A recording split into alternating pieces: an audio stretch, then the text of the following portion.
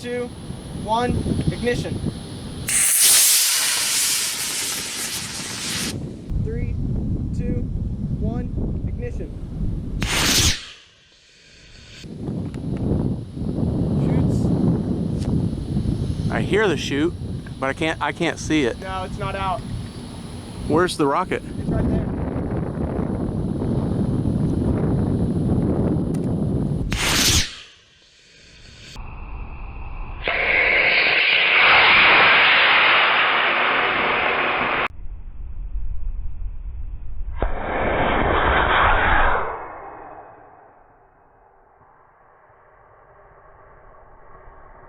The rocket. Yeah, it just went out this way. Currently searching for the rocket.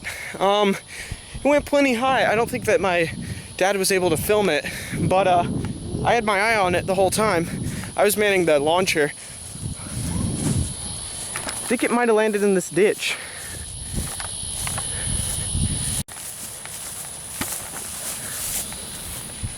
Okay, so the chute did come out. Yeah, just never deployed. Oh, it really busted up the mount on the inside. It's still connected though. Oh,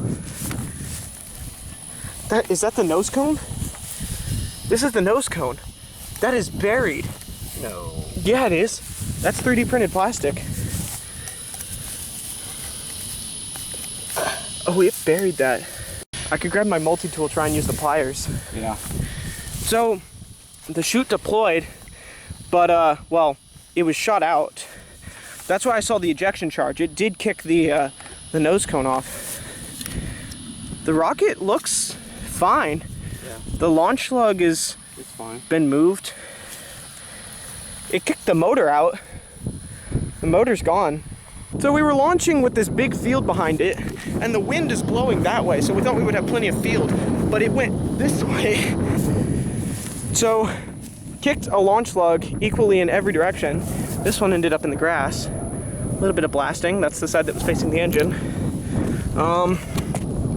Blasted. A little bit of charring and some more charring. We left a big new spot on the pad with a lot of char. This is our spent igniter. It got blasted away. GoPro's still going. Overall, great flight. So, launch pad's here. It is over in that field. But this is what I came back for. Pliers.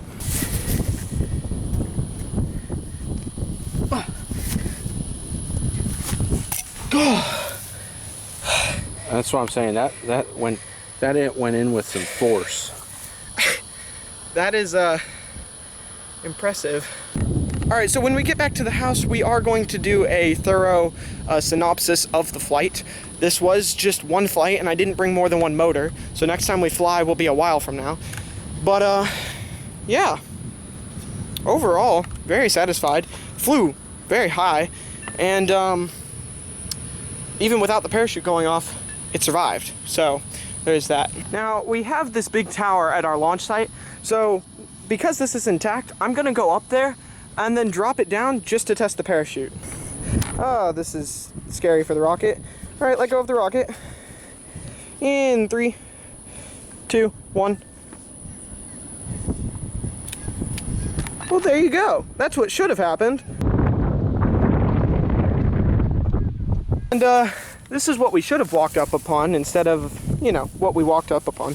All right, we will go home, talk about what happened in this flight, what we've learned for the next flight, and hopefully get back out here for another flight. All right, so the first launch of RP-1 was a technical success in that we had a successful launch and a successful flight. It actually went pretty high, but, well, pretty high for an E-class rocket motor, but at the same time, the parachute did not deploy and it crashed into the ground.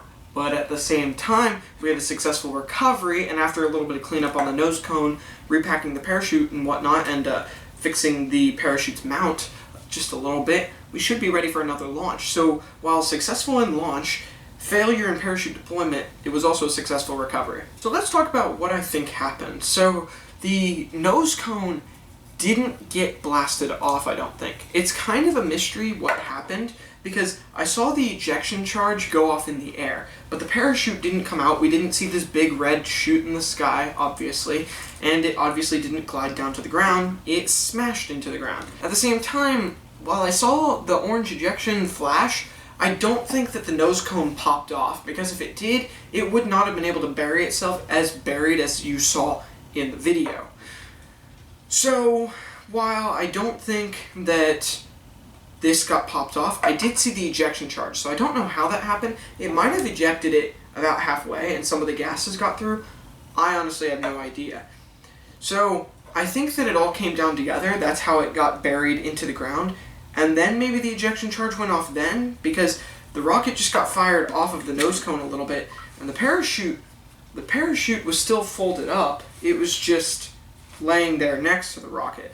Not completely positive what happened with that, but the parachute is still connected to the rocket. The rocket was recovered. It's going to need some cleanup, but it itself is fine.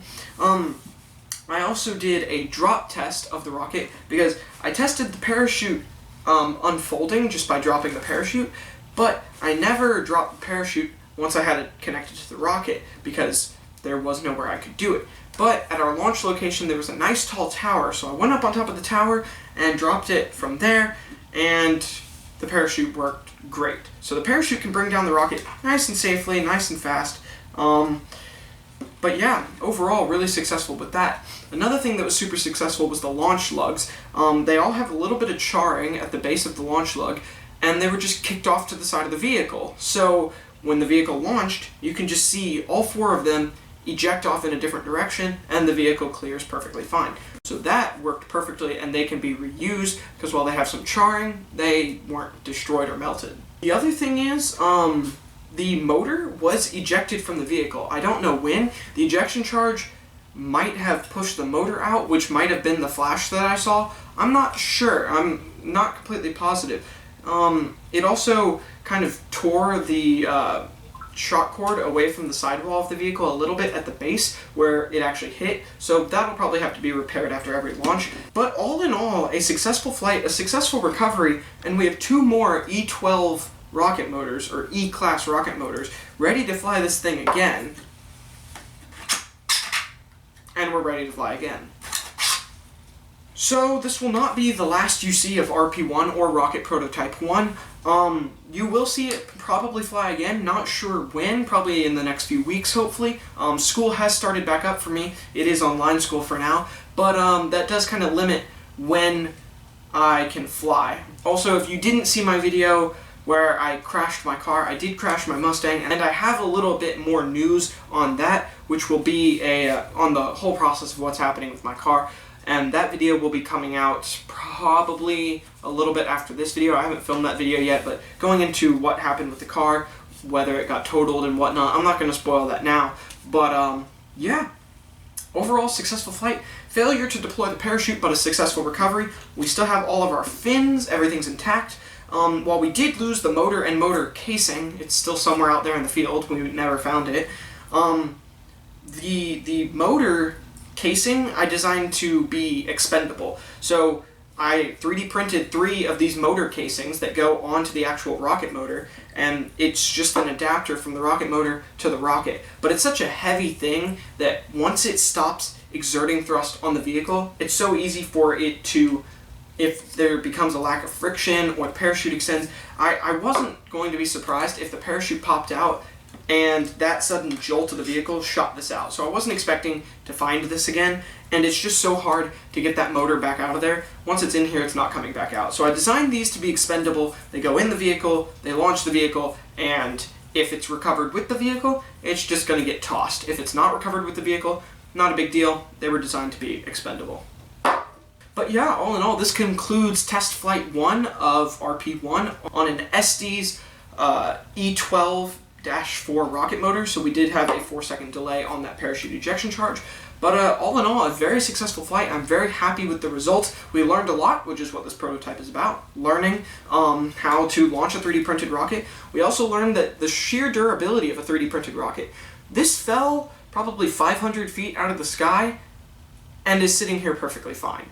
without a parachute having brought it back down to safety. So that says a lot for 3D printing rockets. Not only is it a design perfectly like I wanted it, it's not a modified cardboard tube, it was just built from the ground up like this, but also it's very durable. So that little bit of extra heft that you get with it being 3D printed plastic, I think is made up by the fact that it fell 500 feet out of the sky, the parachute didn't eject, and it's still sitting here ready to fly again. Anyways, thank you guys so much for watching. I really hope that you enjoyed this video. I hope that you're stoked for this program, and you're stoked for the next launch of RP-1 with another E12 rocket motor, and then another.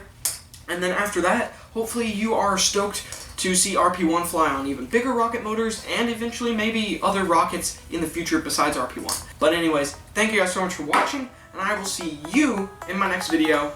Peace!